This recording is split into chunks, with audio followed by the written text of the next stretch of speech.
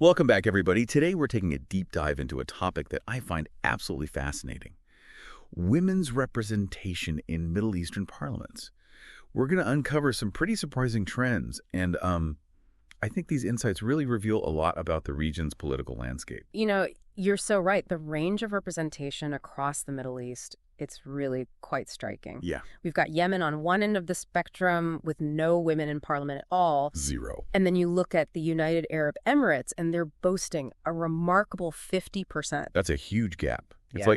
it's almost like we're talking about two completely different worlds, but they're in the same region. Yeah. And looking at this map, it really lays out the disparities, Yeah. Are you ready to dive in? Yeah, let's do it.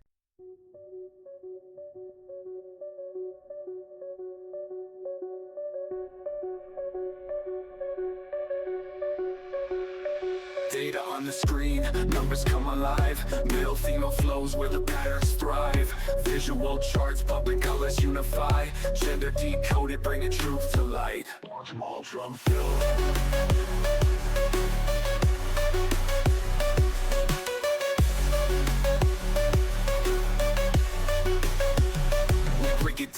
We break it down, real talk. Trends unveiling, facts from every block. Here's your insight, watch the data glide. Gender decoded, let the beats collide.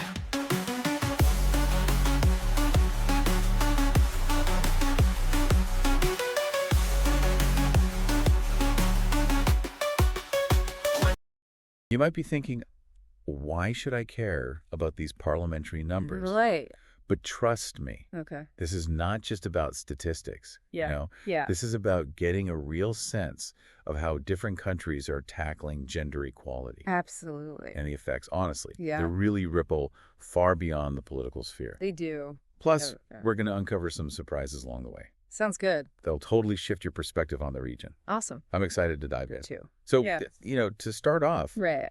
why don't you tell us a little bit about Right. why parliamentary representation even matters? Parliamentary representation, Yeah. it isn't just a symbolic thing. When women actually have a seat at the table, Yeah. it directly impacts the policies that are being shaped, the visibility of women's issues, Okay. and, even a country's overall development. Really? Wow. Yeah. Okay, so let's jump into this map. Okay. It's pretty powerful, visually speaking. It is.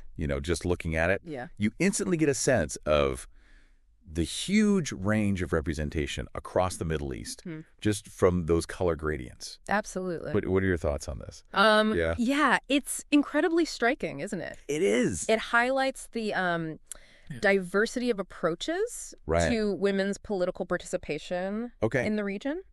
So one of the first things that really jumps out at me Yeah. is the UAE, Mm-hmm. right there at the top, with 50% representation. Yeah.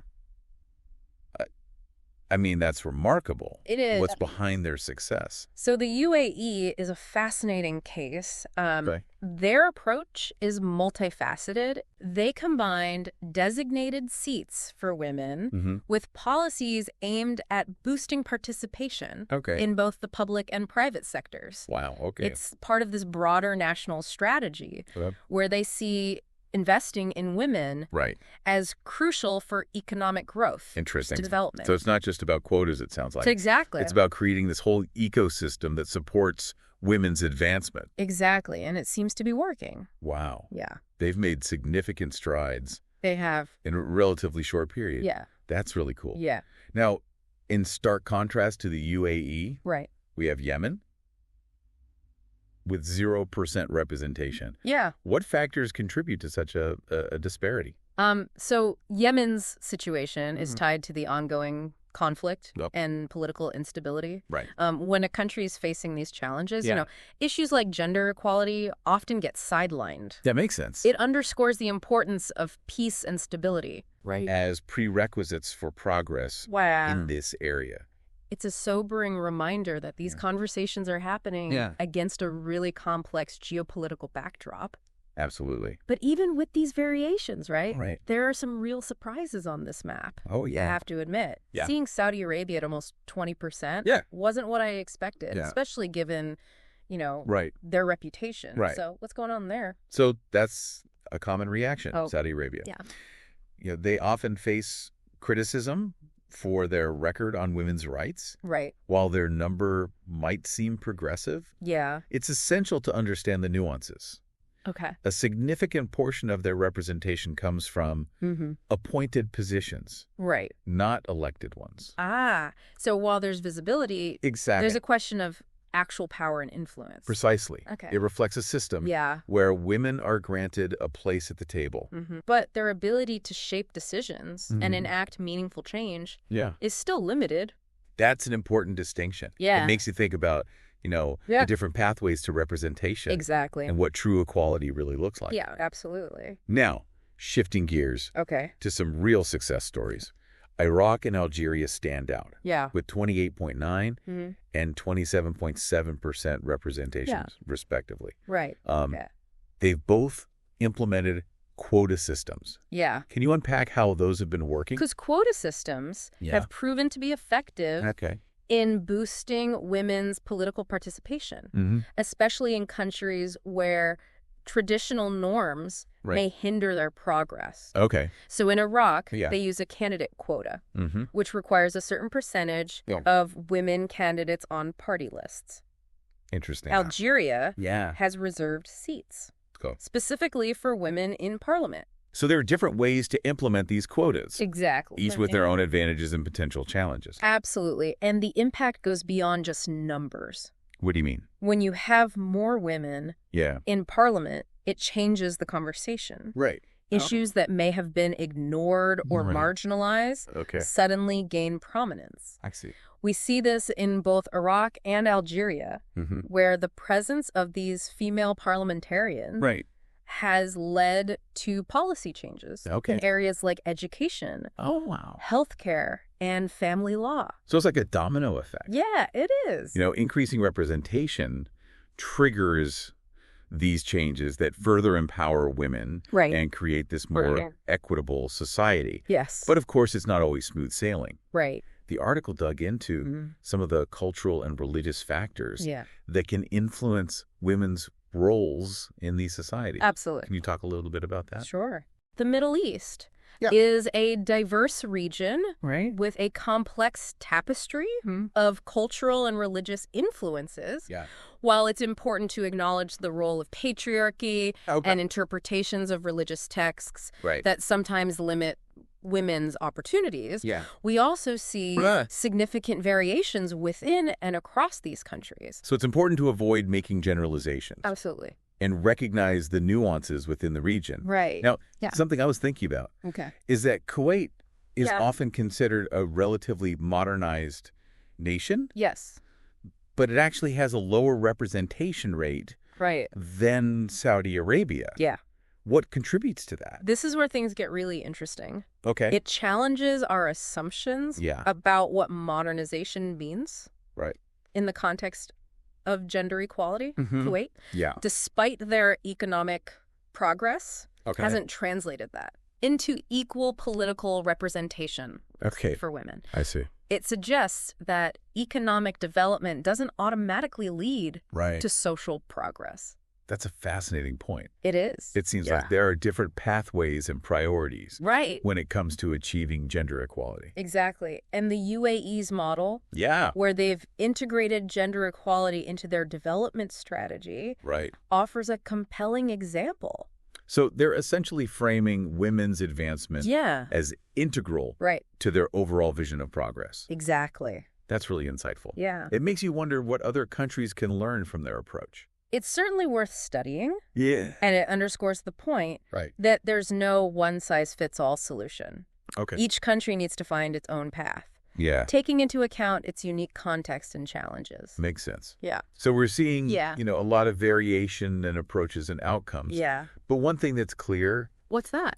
Is that the conversation around women's representation is happening. Yes. And that in itself is a step forward. I agree. It's a dynamic and evolving landscape. It is. Now, to add a global dimension, the article mentioned Rwanda's success story. Oh, yeah. They've achieved over 60% wow. female representation. That's amazing. which seems a world away from the Middle East. But right.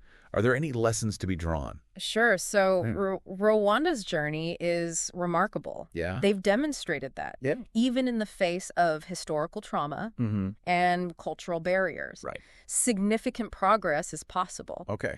Their success is rooted in a combination of strong political will, targeted policies like quotas and leadership training programs, and a concerted effort to change societal attitudes. So it's really a multi-pronged approach. It is. That addresses both those institutional barriers and those deep-seated cultural norms. Okay.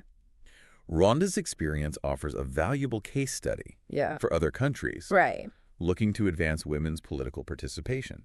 So it highlights the importance of a holistic strategy. It does. That combines these legal frameworks, social programs, and public awareness campaigns. Right. It's a powerful reminder that change is possible. It is. Even in the most challenging circumstances. Absolutely. Wow. That's really incredible. Yeah. It's a testament to the resilience and determination of those who champion gender equality. Yeah. And it offers, you know, a glimmer of hope for a more just and equitable world. Absolutely. Rwanda's story is really inspiring. It shows that progress is possible, even in places where, like, the odds seem stacked against it. Yeah. But I'm curious, for countries in the Middle East that are grappling with these issues, what practical steps can they take? Yeah, that's a great question. I feel like we've only just scratched the surface. Oh, yeah, definitely. As we wrap up, what are some key takeaways you think our listeners should hold on to? Well, I think the biggest takeaway is that the Middle East isn't a monolith. Right. You know, it's a region of incredible diversity with countries at very different stages of this journey. It's not a one-size-fits-all. It's not a one-size-fits-all situation. The map we started with really brings that home. Yeah. You have the UAE leading the way. Right. But then others like Yemen facing immense hurdles. So what are some of the factors that seem to play a role based on what we've discussed? Well, a strong political will is essential. Right. And that's where things like those quotas come in. Right. They've been really effective in places like Iraq and Algeria. Right. Not just boosting the numbers, but changing that policy landscape, too. But you also pointed out I did. that it's not enough to just have women in parliament. To just have the women in the parliament. It's about ensuring that they can actually influence and enact change. It's about ensuring that they can actually influence and enact change. So what else comes into play? Well, that's where things like education, leadership training, and those supportive social policies come into play. The UAE's approach is a great example of that. Yeah, it is. It seems like there's a real momentum building. There is. Despite all the challenges. Did anything from our sources today give you a sense of optimism for the future? Definitely. The fact that this conversation is happening, that there are so many people, both men and women, pushing for change is incredibly encouraging. And the success stories, like Rwanda's, prove that progress is possible, even when those cultural barriers seem deeply entrenched. It's a reminder that change often takes time. It does. And there will be setbacks along the way. Right. But that persistence and a multi-pronged approach can really make a difference. It can. As we wrap up this deep dive, is there one final thought you'd like to leave our listener with? If you were advising a country on how to improve women's representation, what one recommendation would you make? What did you learn today that makes you feel most hopeful or perhaps most concerned? This deep dive is just the beginning. Keep exploring, keep questioning, and keep pushing for a more equitable world. Thank you so much for joining us on this. Thank you. Incredibly insightful journey. It's been a pleasure. We hope you'll continue to dive deep with us. Yes. Into the topics that matter most. Absolutely.